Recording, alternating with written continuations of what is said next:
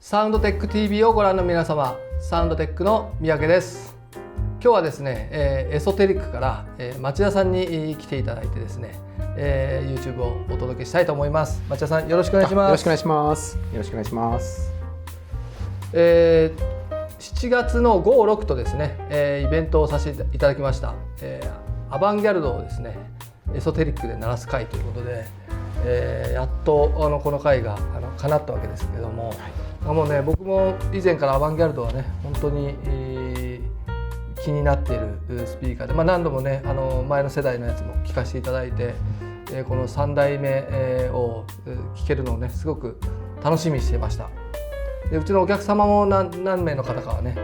いつ聞けるのいつ聞けるのっていうことで楽しみにしてくださってた方がいたので、その念願が叶ったというところでですね、今日はですねこちらのイベントに来れなかった皆様方のためにですね、ちょっとダイジェストでですね、この商品の魅力、アバンギャルドの魅力、そしてエソテリックの01の魅力、このあたりを、詳しくダイジェストでね、要点をまとめて、視聴も交えて皆様に、お届けしたいなと思いますので、最後までご覧くださいませ。はい、まずはですね、エソテリックのね、自社ブランド、こちらの商品の、この度ご用意いただいたこの01シリーズ、こちらの魅力に迫っていきたいと思いますので、この一番上にあるね K の 01XD SE からですね、ゆっくりご説明をしていきたいと思いますので、町田さんにちょっとずつ魅力をですね、お届けいただきたいなと思います。エソテリックですね、私ども一番トップエンドのモデルグランディオーソというシリーズがございまして、でフロントパネルもウェービーなデザインで、ちょっと格の違うシリーズというふうな形で位置づけているんですけれども、今回お持ちしたモデルっていうのがエソテリックの01シリーズというふうに私ども呼んでおりまして、SACD プレイヤーの K01XD-SE、それからネットワークプレイヤーの N01XD-SE ですね、それからプリメインアンプの F01、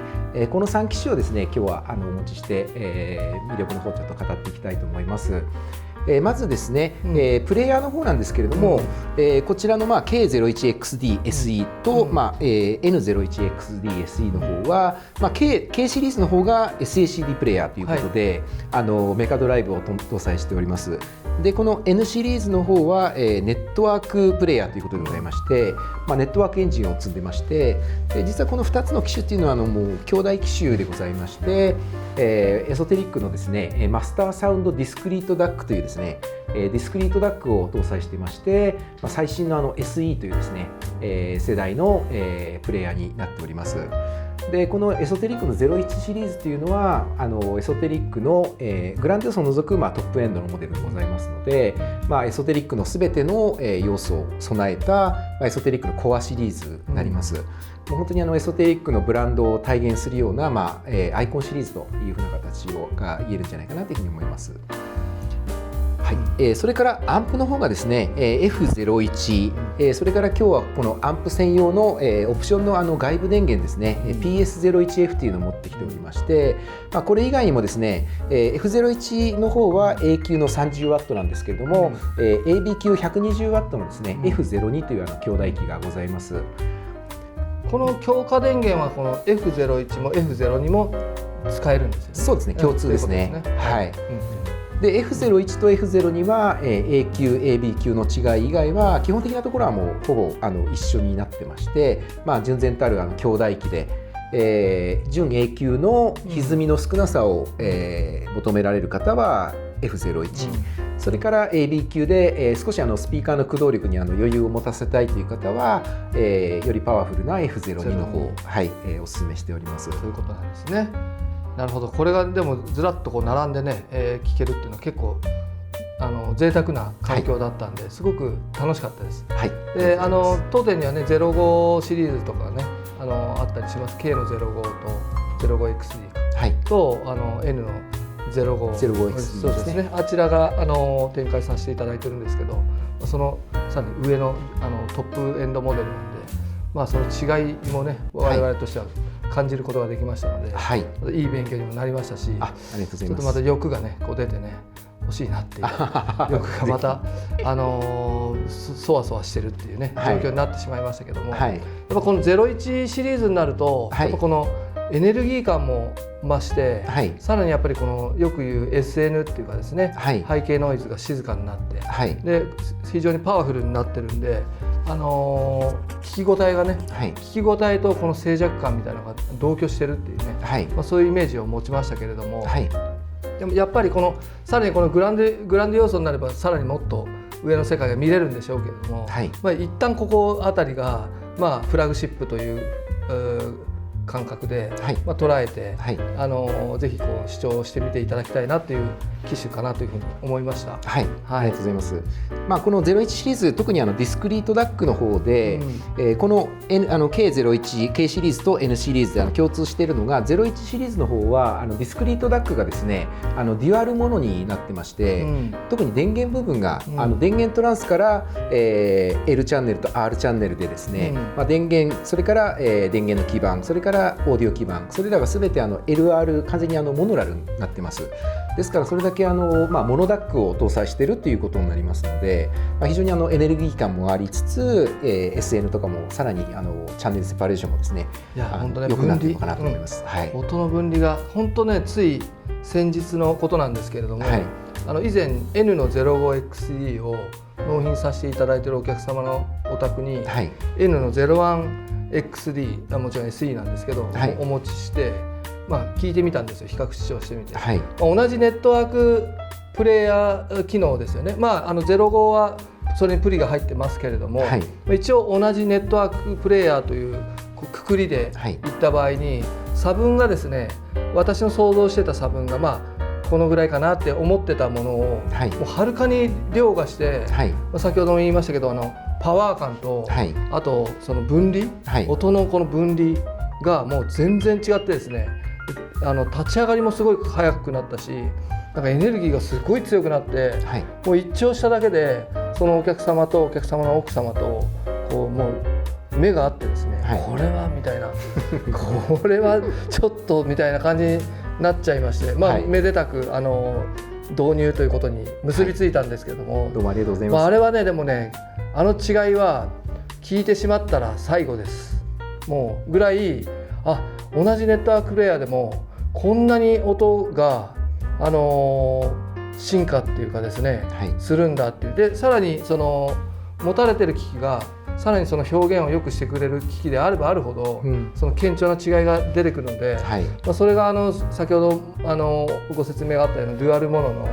DAC なんかが、やっぱりあと電源部ですよね、がもうやっぱり効いてるというのがもう実感としてありましたので、良い出力の方を持たれてる方は、やっぱ上流をいかに力を入れるっていうのを、もちろんそれは K の01も一緒ですし、N の01に対しても、上流の重要さ、意外とオーディオってスピーカー、アンプっていう感じで、上流を最後にとりあえずっていう形になりがちなケースもあるんじゃないかなと思う中で、やっぱり上流が良くないと下まで伝わってこないものがあるっていうのが、この度ね、一応僕もそれなりにオーディオもある程度年月が経っているんで、関わってきて、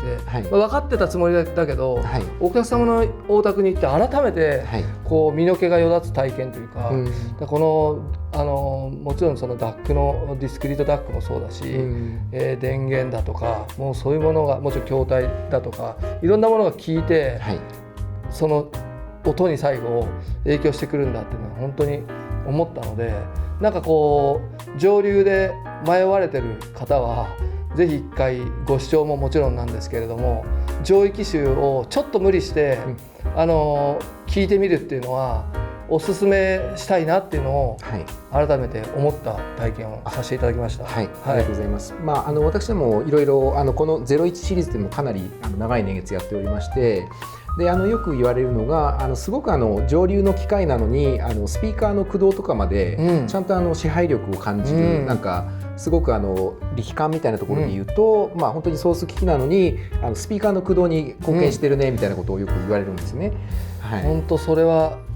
実感しました。結構やっぱりこのディスクリート DAC の威力がやっぱりすごく強力ですね。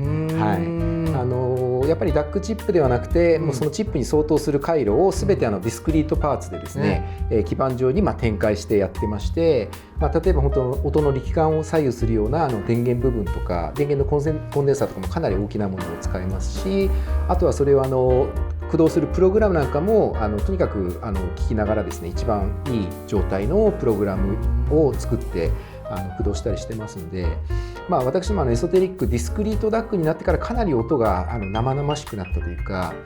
製品のコンセプトとしてはいかにもオーディオ的なちょっと箱庭的な音ではなくて、本当にその枠を取っ払ってしまったようなですね、本当に生の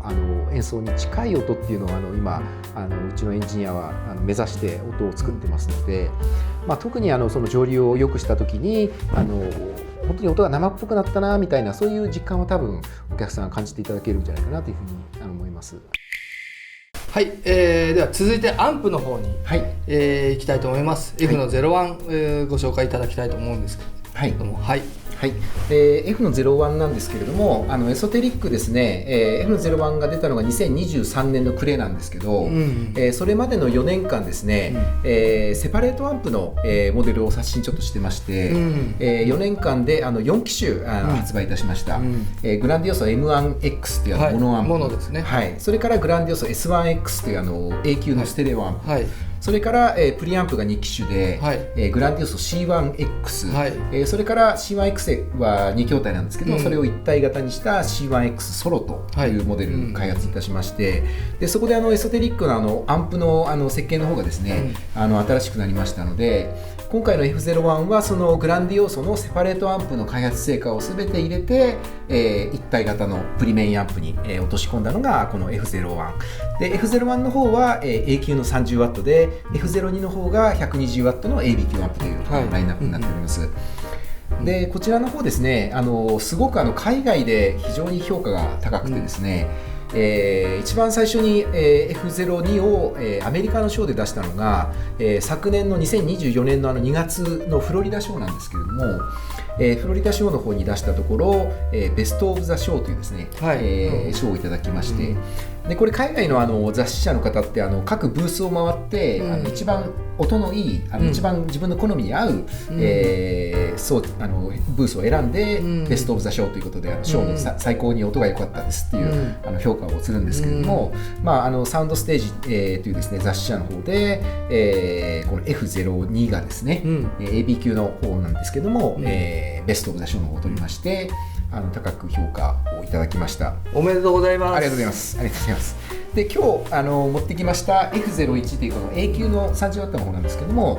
この、F01 というのが、オプションで外部のですね、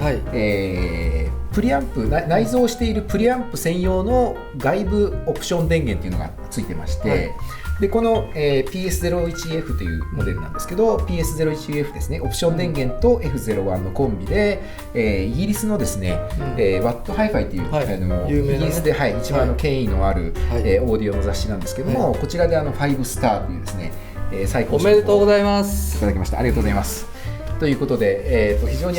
海外で賞を取っておりまして、ぜひこの素晴らしい音をですね、日本のお客様の方にも、感じていただきたいなということで、今日持ってまいりました。素晴らしい、本当海外で人気っていうのはね、我々よく知ってるんですけど、日本でも、しっかり、その魅力を伝えていきたいなと思いますので、はい、さらにですね、はい、もちろん十分伝わってると思うんですけど、はい、ということでちょっとね1曲ここで、聴いていただきたいなというふうに思いますので、まずちょっとじゃあ1曲聴いてみたいと思います、はい、皆さんぜひ聴いてみてください。それではどうぞ。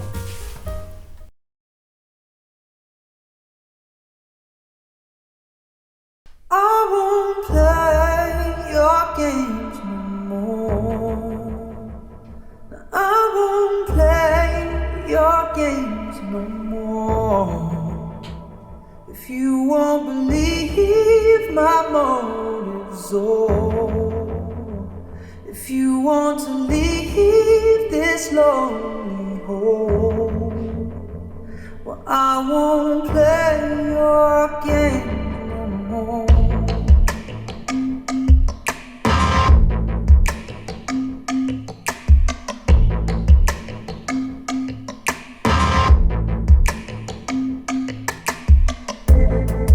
When the colors fade out of this, when the colors fade, I'll go. And when the votes are made, I'll not make them all. When the votes are made, I'll know. We were formed from a small set of emotions. We're overground. Nothing here but a wheel set in motion to let us down. I won't play your games no more. No, I won't play your games no more. If you won't believe my motives, or if you want to leave this lonely home, well, I won't play your games no more.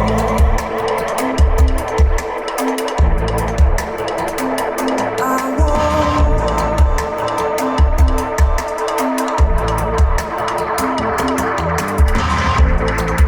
With the covers on, I'll breathe into bed. With the covers on, I'll give. We will fall from a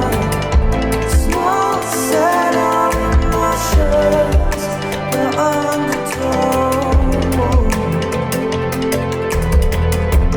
living hard lives,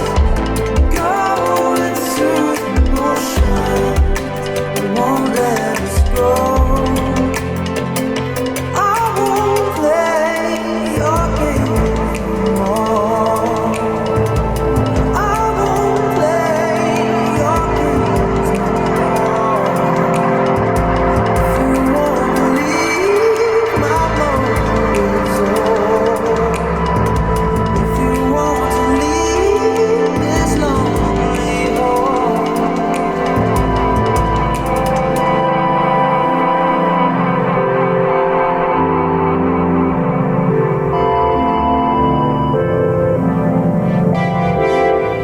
We were formed from a small set of emotions, the undertow, living half lives, going through the motions that won't let us go.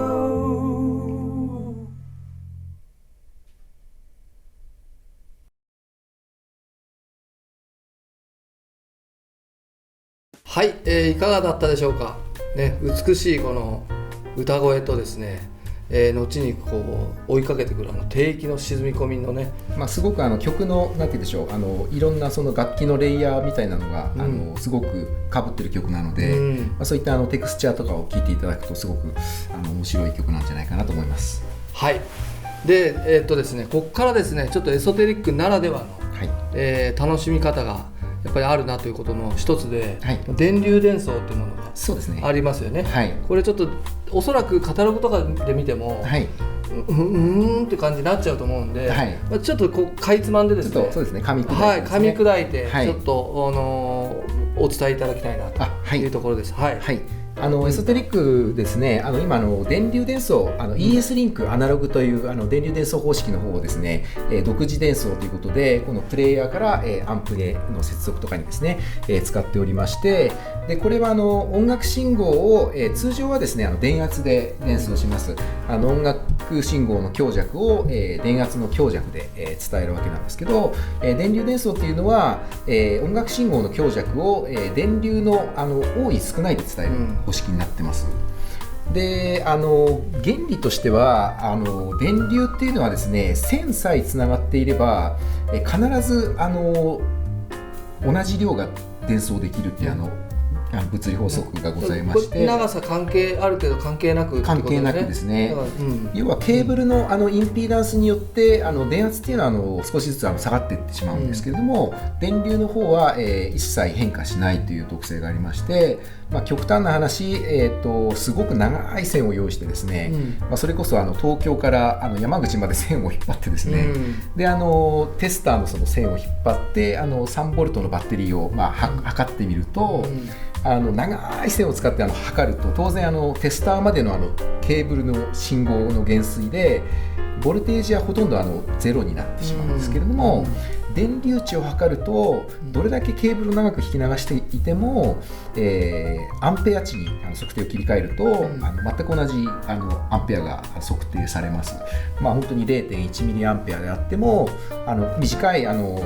言うんでしょう、テスターで測っても、もう東京から山口までの長いテスターの線で測っても電流量は同じですね。だからプレイヤーからアンプまでに、もうロスなくそのまま伝えることが要するにできると。そうですね、原理的には、原理的には要はケーブルのインピーダンスで信号が減衰しないっていうのが一番大きなメリットになってまして、で、電流伝送っていうのは例えば測定器とかですね、要は測定したデータが機械によってちょっと変わってしまってはいけないような、伝送に使われたりとか、工業用みたいな、産業的な産業用の、測定器の伝送方式の中に使われてまして、とにかくフィデリティが高いということで、出し口から出たものが必ず入り口で同じ値が伝送できるというのが大きなメリットになっています。これは嬉しいですよね。そうですね、嬉しいポイントだ。であとは本当に電流がなんて言うんでしょうね、うちのエンジニアも言う言葉で言うと、もう蛇口全開みたいな形でですね、とにかく流す電流の量が多くなるんですね。普通の電圧伝送よりも、電流伝送の場合は流れる電流っていうのは50倍から100倍ぐらいの、量を流しますんで、もう例えばスピーカーケーブルをちょっと太くしたようなですね、大電力でさらに流すときに信号と信号のつながりが微弱ではなくてかなりの量でつながることがある、ということで音色的にはすごく力感が出てきたりとか、あとは本当にライブな生っぽい質感がすごく出しやすい伝送方式になってます。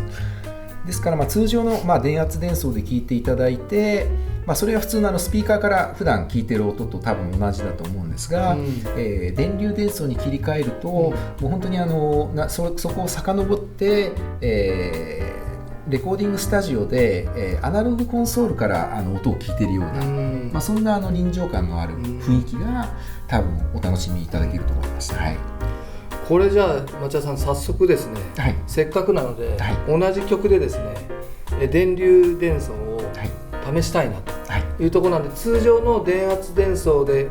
まずかけて、1曲おかけして、で電流伝送に切り替えて、でさらにですね、先ほどの外部の強化電源ですね、 PS01F、あれをプリメイアンプにつないでですね、それを段階的にちょっとかけてみたいと思いますので、それで違いをですね、楽しんでいただきたいなと思いますので、まず電流伝送のこの生々しさを体験していただいた後に、その強化電源で SN と力感といいますか、その辺をちょっとお楽しみいただきたいというところで、これ外せなくなっちゃう可能性もあると、戻ってこれなくなる可能性もあるけど、ちょっとそこに行ってみたいと思いますので、ぜひちょっとそれで、はいやってみたいと思います。それでは、お楽しみください。どうぞ。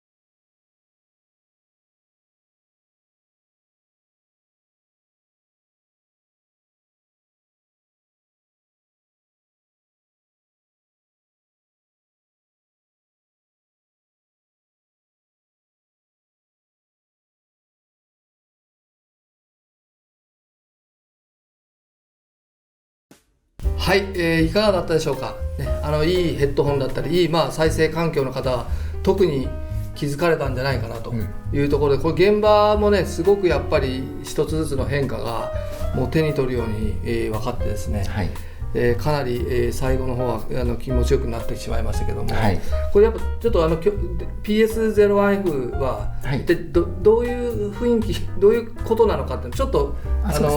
ご説明いただきたいなと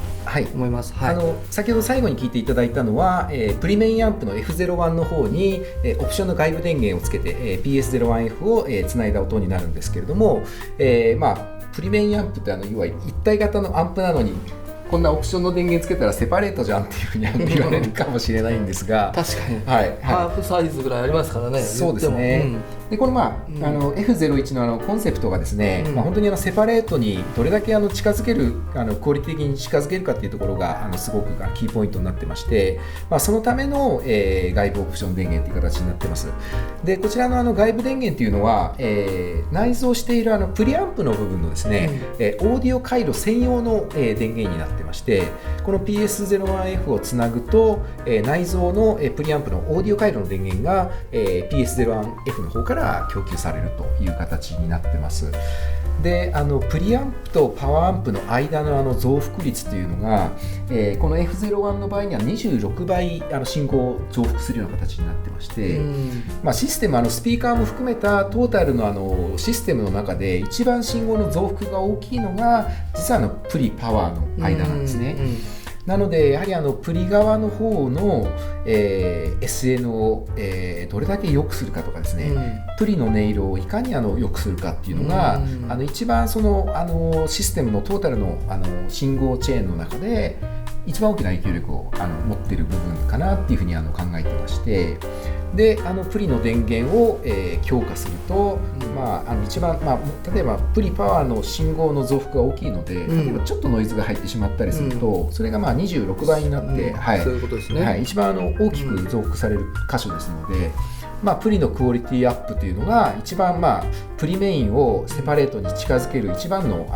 近道かなっていうのがこの PS01F のコンセプト。そういうことなんですね、やっぱりねノイズをそのまま大きくしちゃえばそのまま伝っちゃいますから。そうですね、スピーカーも特にそれをよく表現してくれるスピーカーだと一緒に出ちゃうっていうね。そうですね、もうプリの段階でも綺麗にしといてっていうところですよね。そうですね、そういうことなんですね。だから基本的にF01 はワンボディセパレートみたいな、もうセパレートアンプを1個にした状態にしてるけど、プリアンプの部分をより綺麗にして増幅しましょうよっていう、そういうまとめるとそういうイメージのものというところで、せっかくのプリメインなんで、長く使っていただけるために、最初はその素の状態で聞いていただいてですね、あるタイミングでちょっとアップグレードなんかを考えられるようなやっぱ商品にしたいなっていうのがありまして、そういうことなんですね。なるほど、素晴らしいと思います。ありがとうございます。一回つけたら外せないやつなんで、気をつけて試聴しないともうつけたら終わりっていう試したらもう終わりっていうぐらい、威力のあるアイテムなんじゃないかなというふうに思いました。素晴らしいですね。ありがとうございます。続いてはですね、いよいよお待ちかねの方もいらっしゃるんじゃないかなという、ずっといるからご説明を聞きたいなという方もいらっしゃると思うんですが、アバンギャルドですね、行きたいと思いますので、こちらのちょっとブランドの紹介をちょっとしていただきたいなというふうに思います。よろしくお願いします。アバンギャルドアコースティックという会社名なんですけれども、1993年創業の、ドイツのスピーカーブランドになってまして、彼らは全てこのホーンスピーカーだけを作っているホーンスピーカーの専業メーカーになってます。でホーンスピーカーっていうのは昔の時代からですね、トランスデューサーの形式としては、最も古い形式の一つでございまして、古典的なトランスデューサーなんですけれども、それを現代技術で、とにかく磨き上げて、ハイエンドクオリティで再生できる、現代の、ホーンスピーカーの、金字塔というふうなそういうふうなコンセプトで作られているスピーカーになります。で見ていただいてデザインの方も非常に美しいデザインになってまして、で一番特徴的なのがこの球面ホーンですね。スフェリカルホーンっていうんですけども、開口が180度の、球面のホーンになってまして、これはホーンのホーンっていうのは全て物理法則に従ってまして、ホーンの計算式で求められる理想的なホーンの形をそのまま形にして、おります。でこの、球面ホーンのこの美しさみたいなものを、全体的に表すようなデザインになってまして、ドイツの製品ですので1920年代からモダンデザインのですね、金字塔と言われているバウハウスデザインありますけれども、モダンデザインです。例えばコンクリートの打ちっぱなしの壁であったり、ああいう要はアールデコ的なその装飾を加えてデザインを作るのではなくて、逆に装飾を全て排除してですね、で残されたその製品の機能そのものがデザインとして成り立っているのが一番美しいみたいな、そういうふうな考え方ですけれども、本当にミニマリズム的なデザインになってまして、アバンギャルドとしてはこのスフェリカルホーンっていうのがこれが一番のデザインのアイデンティティですので、それ以外のところは、すごくシンプルなラインにまとめられてまして、この球面ホーンの美しさが、際立つデザインなのかなっていうふうに思います。もうね、直線と曲線でもう割とシンプルに、そうですね、まとめられていると。何回か前にご一緒させていただいたブルメスターも、結構バウハウスの概念で、デザインされてて、なんか通ずるところがあるなっていうところですね。無駄なものはとにかく省いて、機能は形は機能に追随するという考え方ですね。であとはこのホーンの色なんですけれども、これもですね非常にスポーツカーのようなですね、非常に美しいデザインの一つの要素になってまして、目を引きますよね。そうですね、やっぱりね、ここはどうしても。でこのグレーなんですけれども、このグレーの色はですね、実は車のですね、試験用の車を作るラボで塗装されてまして、車の塗料と全く同じ塗料で塗られてまして、これポルシェのクレヨンっていう色と同じ色になってます。でアバンギャルドはこれ以外にも標準で3色でオプションも全部でかなりの色を選べるようになってるんですけれども、全て車の塗料と同じ色で塗ってますので、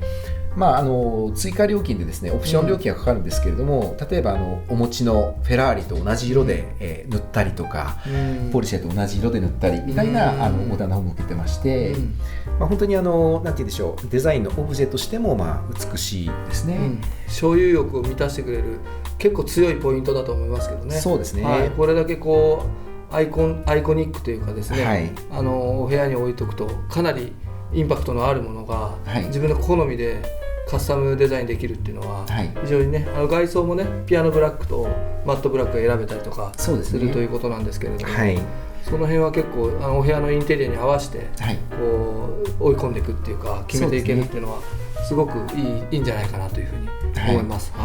本当に聞いてる時間の方が多分部屋に鎮座している時間よりも多分短いと思うんですけれども、アバンギャルドのメッセージとしては、聞いてる間は、とにかく美しい音の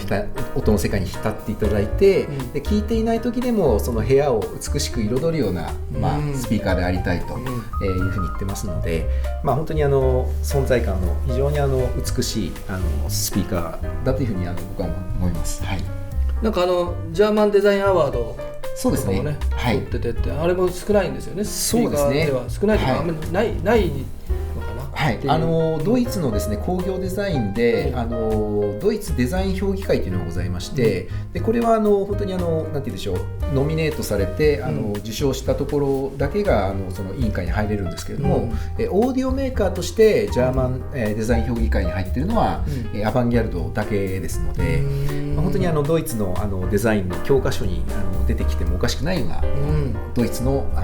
アイコニックなデザインというふうに言えると思います。なるほど。いや、物欲をそそる、特にどちらかというと、私の主観ですけど、この、男性がおっと惹かれそうななんかデザインなんかなというふうに思ってまして、女性の方にも受け入れられるかもしれませんけど、なんかパッと見た時にうわこれかっこいいってやっぱ なりやすいデザインかなというふうに思ってて、自分もその中の一人なんですけども、いいなって、ずっと前からやっぱり思ってるっていう変わらずいいですよね。でもねそうですね、お客様の方にお客様の方もかなりリッチな方が多いので、すごいガレージに何台もスポーツカーがあって、でそのガレージの隣にオーディオルームがあってですね、でオーディオルームにはこのアバンギャルドが置いてあって、でその窓からご自分の車が見れるみたいなお客様もいらっしゃって、ね、で同じ色に塗ったりして、とても趣味性が、ね、素晴らしい趣味性の高いスピーカーだと思いますね。なんか時々見る景色がね、ドーンと背景にあって、このアバンギャルドだけがポツンとこうあっても、なんかこう違和感なく空間をこう満たしてくれるっていうか、そうですね。そうですね。あれもなんかいいなって思うので、なんかそういったなんか美しい景色の中にストーンとこのアバンギャルドが出てくる世界っていうのも、なんかね、音ももちろん素晴らしい上にこのビジュアルも満たされるっていう、なんかそういう特徴を持ってるなっていうのが私の印象ですね。はいはい。で続きまして、今度はですね、技術だったり、商品の特性のようなそういったところにちょっと迫っていきたいなというふうに思います。はい、はい、まずやっぱ注目するのはこのホーン。そうですね、これ中域になるんですよね。そうですね、これがいわゆるスコーカーホーン、中域の方になってまして、でアバンギャルドが普通のスピーカーメーカーとちょっと違うところはですね、スピーカーを設計するときにまず最初にこの中域のホーンを最初に設計するんですね。で普通のメーカーっていうのはやはりレンジを広く取るために、高い方のツイーターとウーハーをまず設計して、で中域が足りないなと思ったら必要に応じてスコーカーを足すっていう設計の手法が一般的なんですけれども、アバンギャルドはまずこのスコーカーを先に設計します。でこれなぜかと言いますと、やはりハイエンドスピーカーというのはやっぱり音質ですよね。でやっぱクオリティを上げるっていう部分に関して言うと、実はこの中域っていうのが人間の耳にとっては一番センシティブな帯域っていうのは中域のちょっと上の方だったりするんですけれども、中域っていうのは本当に人間の耳がセンシティブな、帯域になります。それからあと音楽情報も、中域がですね、普通の音楽作品だいたい6割から7割ぐらいが中域がやはりメインになってますので、高いところ低いところというよりは人間の耳が一番敏感で、一番帯域としては一番美味しい帯域のクオリティを上げるのがやっぱり一番重要だっていうふうに考えてまして、ということでまずは中域のスコーカーから、スコーカーの方ですね。でこのスコーカーホーンがすごく面白いのがですね、この中域だけをフィルタリングして取り出してるわけなんですけども、クロスオーバーのネットワークが入ってないんですね。そうなんですよね。ですのでこのスコーカーホーンのドライバーっていうのはもう本当に一本の線でアンプの後ろのターミナルにつながっているような状態になってまして、でこの中域をどういうふうに取り出しているかっていうのは、このホーンのこの物理特性ですね、ホーンの大きさであったり、それからこのスロートの部分の絞り方であったり、そういうホーンのメカニカルな、特性を使って、メカニカルクロスオーバーで中域を取り出しているという形になります。ですから本当にクロスオーバー通りませんので、非常に鮮度の高い音が出せる、シームレスですよね。ということですよね。なるほど。はい、で早速ですね、じゃあその中域の美しいと言われるその歌声をですね、ちょっと聞いてみたいなと思いますので、ちょっと一曲ここでこのアバンギャルドの中域にフォーカスを当てて、一曲聴いてみていただきたいと思います。それではどうぞ。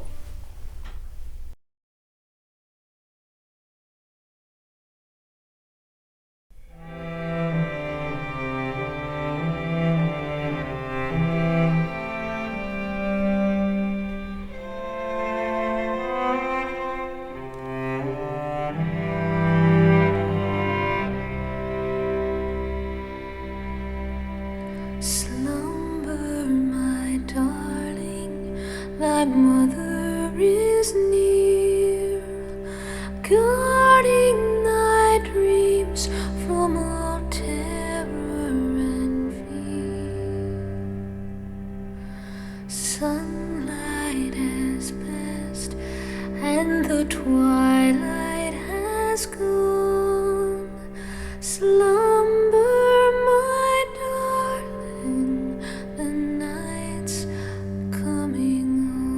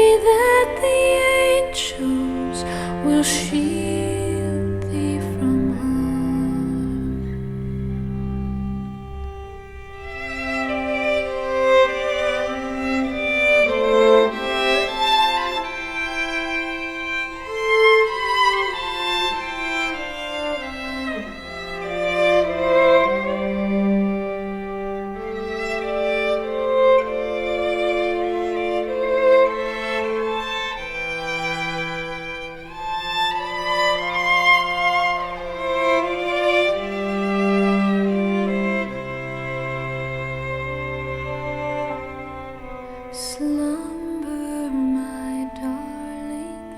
till morn's blushing ray brings to the world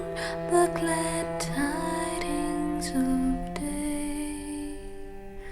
Fill the dark void with thy dreamy delight. Slumber, thy mother will guard thee tonight. Thy pillow shall sacred be from all outward alarm. Thou art the world to me in thy innocent charms. Slumber, my darling, the birds are at rest. Wandering dews by the flowers are caressed. Slumber, my darling, I'll wrap thee up warm. Pray that the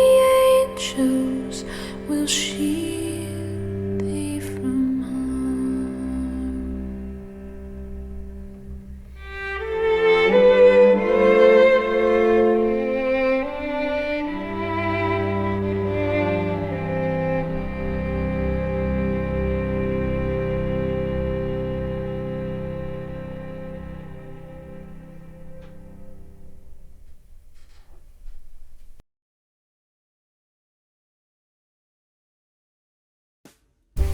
はい、いかがだったでしょうか。ね、この見た目はもうちょっとカツンときつい音がはい飛んできそうなはいイメージがいろんなイメージがあると思うんですけど、はいなんか見た目からするともうカーンとこう飛んできそうなところが意外もうなんとももう心地の良いはい歌声が、そうですね。もう目の前、ね、目をつぶるともう目の前で、歌ってくれているような実在感と、はい心地の良い音がこう体の中に入ってくるっていう、はいなんかそういうイメージ、そうですね。でした。はい確かにホーンスピーカーなんで音はすごくハイスピードに出てくるんですけれども、やはりこのスコーカーがすごくクリーンで、余分な回路が入ってませんので、非常に女性ボーカルなんかを聞くと生めかしい感じでですね、本当に耳元をちょっとくすぐってるようなですね、本当にボーカルを聞くスピーカーとしても僕は本当にアバンギャルドに超おすすめします。ボーカルを好きな方はもうぜひアバンギャルドちょっと聞いてみていただきたいですね。いやなんかジャズの管楽器をイメージをしがちなんじゃないかなって、ラッパーをとにかく聞くにはっていうなんかイメージがぽいじゃないですか。そうですね。もちろんそれもいいんですけれども、こんなにボーカルが生々しくてこう潤いがあってあと本当自然な感じでって言いますか、が結構意外ななんかこう優しさに包まれるじゃないけど、そうですね。なんかそんな感じがあってですね、これボーカルぜひちょっと聞いてみていただきたいなっていうふうに思います。本当にそうですね、本当にこの中域、人間の耳が一番センシティブなところを一番大事にしているメーカーのスピーカーですので、本当にボーカルは聞き応えがあるかなと思いますね。結構意外でした、なんかもうちょっとバンバンバンとこう楽器とかなんとかのそういうこう浴びていくスピーカーっていうイメージがあったんで、しっとり聴けるみたいな、そういう感じがありましたので、そういうしっとりボーカルを聴きたい方にもぜひお勧めしたいな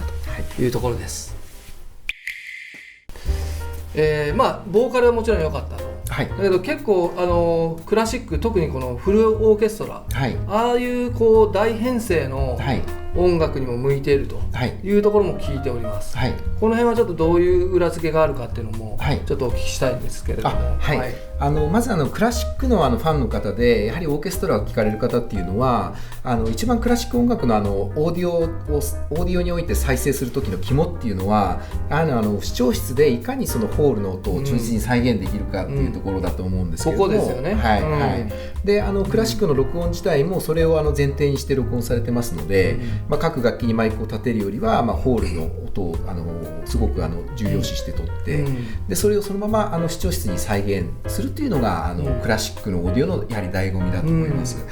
でアバンギャルドはですねクラシックを再生するにあたって非常に重要な3つのパラメーターを非常に高いレベルでクリアしてまして、一つはダイナミックレンジですね、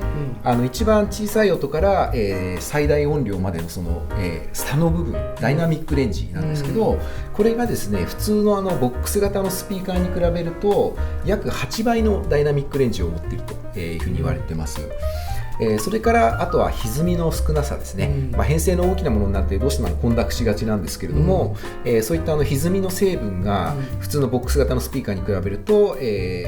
マイナス 90% ということなので 90% 歪みを減らすことができます。でこれやはり保音スピーカーっていうのは非常に振動板が小さくてですね、済みますので、振動板を大きく揺する必要のあるダイレクト型に比べると、たわみも少ないし、このピストンモーションに伴うその振動板が前後に動くっていうのもですね、これも歪みの原因になりますんで、そういったものが非常に小さなドライバーで、ホーンでだいたい20倍ぐらい音を拡大しますので、そういった意味で言うとホーンを使って自然に増幅することができるので、ユニット側が非常に振幅が少なくて済むんですね。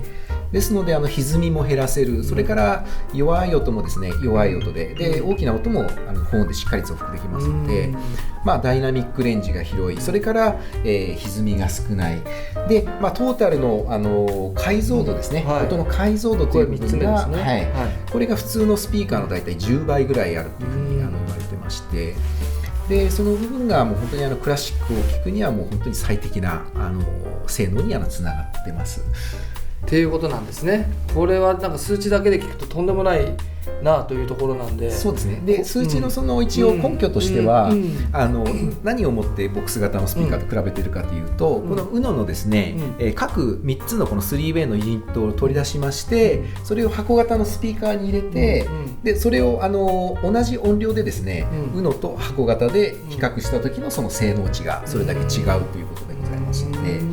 ホーンにすることによってどれだけその歪みが少なく、ダイナミックレンジ広く、解像度も高いという形になるかというところですね。なるほど。でドイツのメーカーなのでそういったところすごく真面目にやってまして、ドイツのアーヘン工科大学というところにわざわざ出してスピーカーのラボで、測定した結果だということでございます。なるほど。じゃあその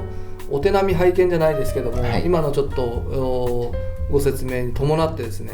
ちょっとオーケストラ曲聴いてみていただきたいと思いますので、ちょっとそのスケール感というかね、ホールの実在感みたいなものをちょっとご体験いただきたいなというふうに思いますので、ぜひ、お伝えできればと思います。それではどうぞ。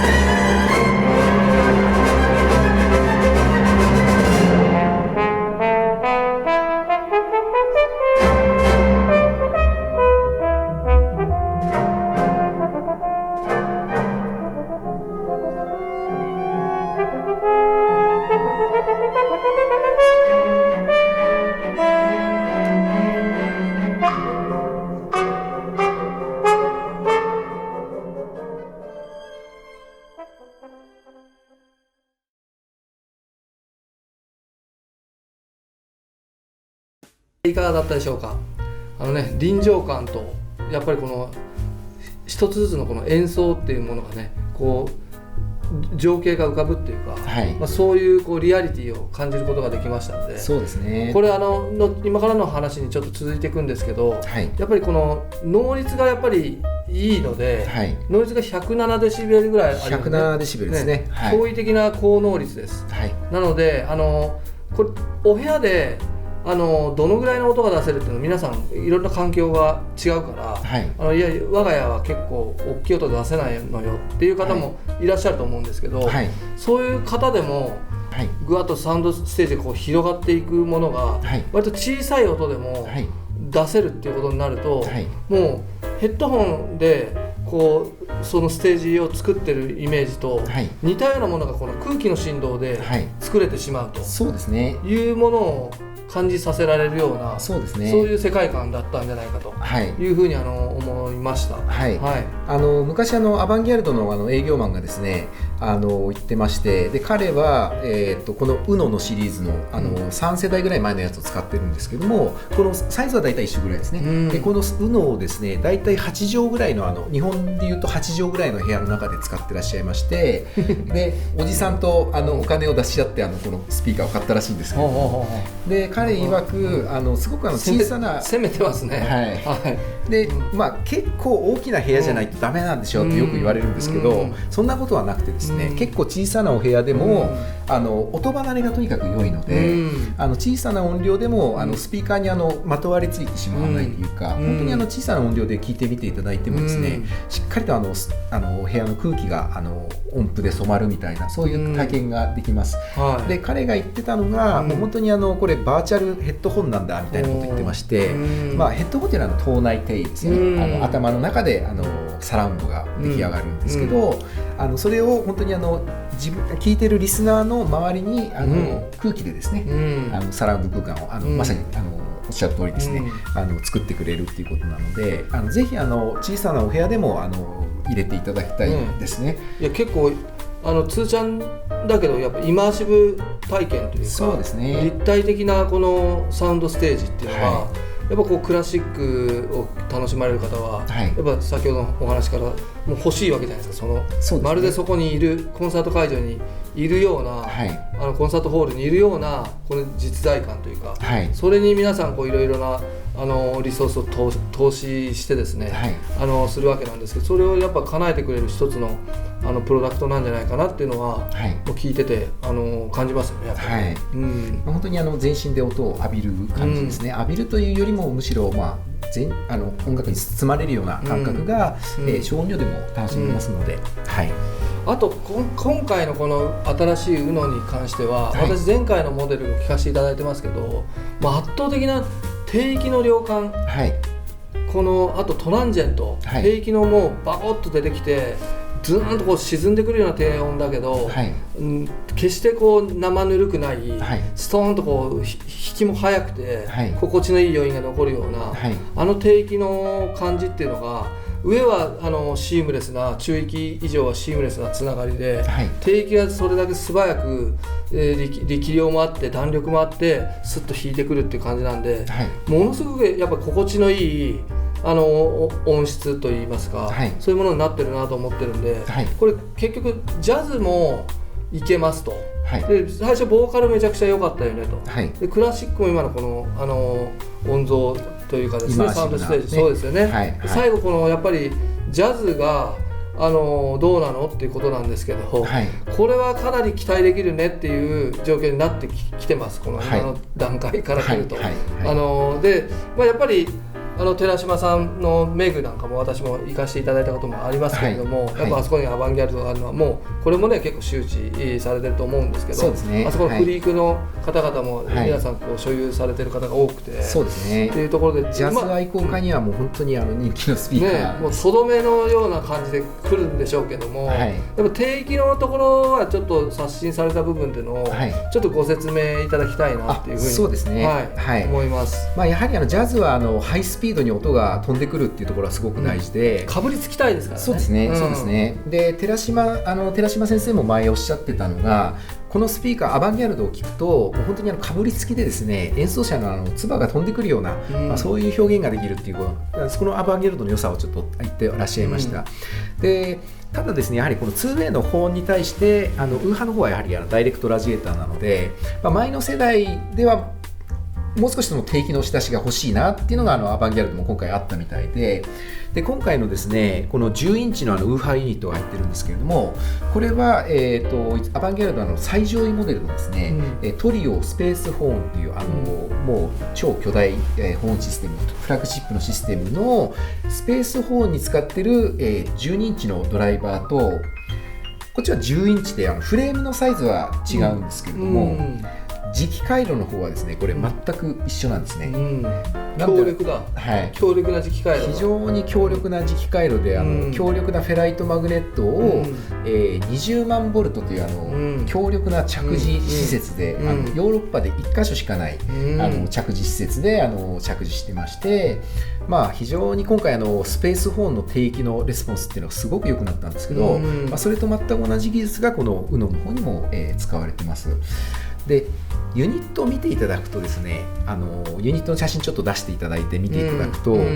中央のなんていうんですか、ダストキャップなんですね。でこれユニットの詳しい方ですと、大体このダストキャップがこのボイスコイルのサイズと大体同じくらいっていうのは多分ご存知だと思うんですが、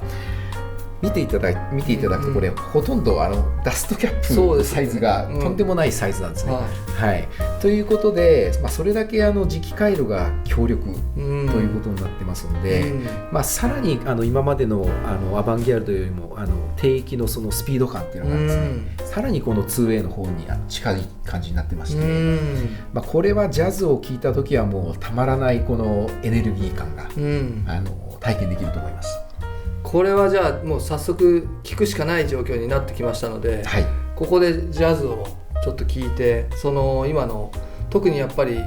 低域の部分はちょっと注目していただきたいなという、本当に今回感動した大きなポイントの一つなので、力感とスッとこう引いていくトランジェントの良さは本当に一丁の価値ありと思いましたので、ゾクッとしますんで、ぜひこれはちょっとお楽しみいただきたいなというふうに思います。それでは、ご視聴ください。どうぞ。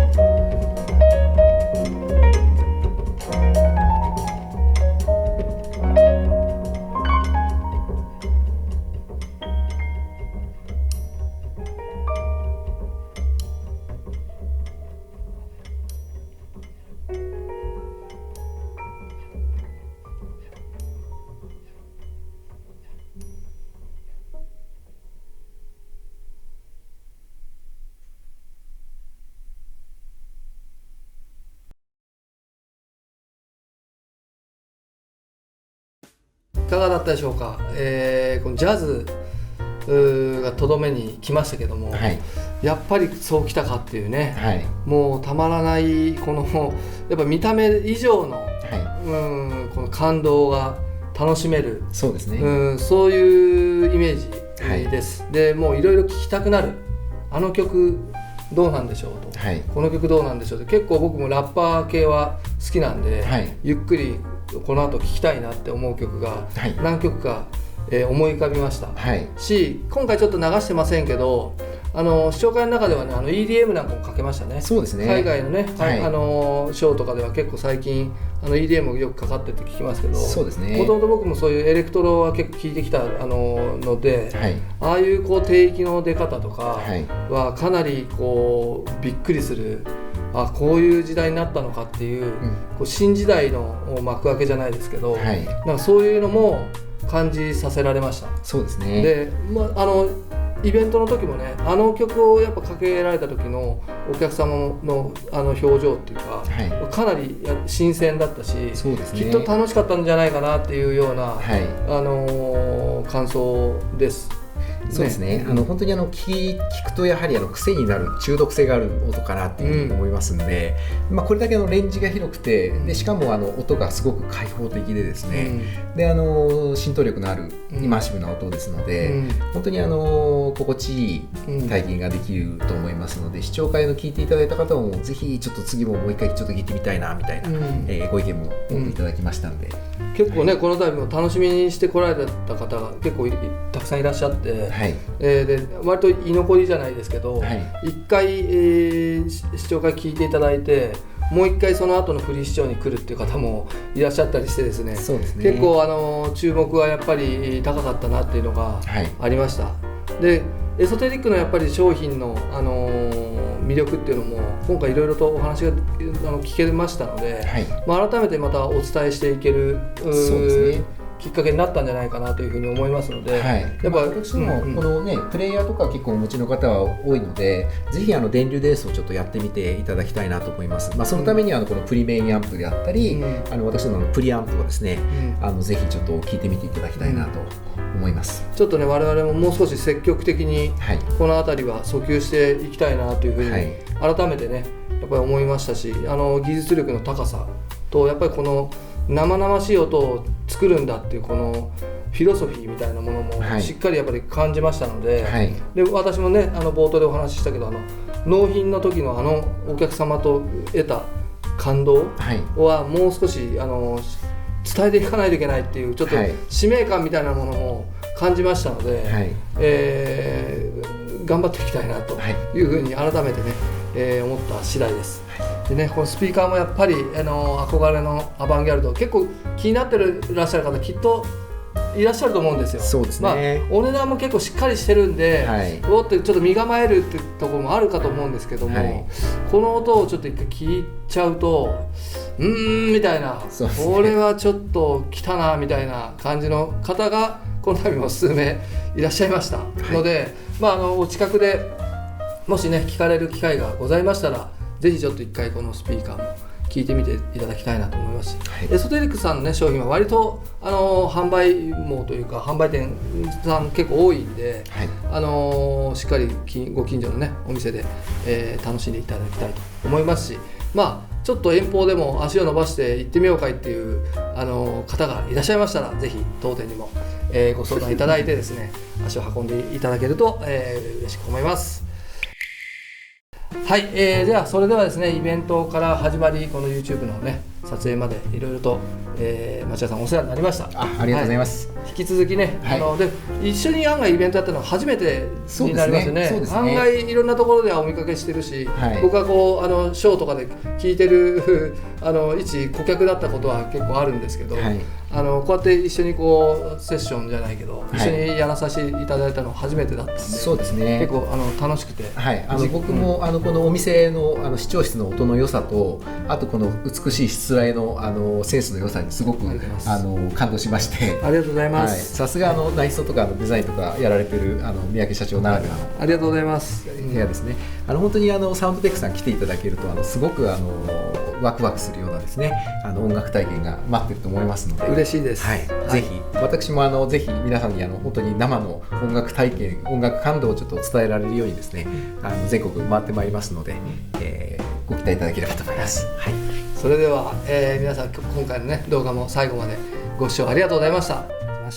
りがとうございました。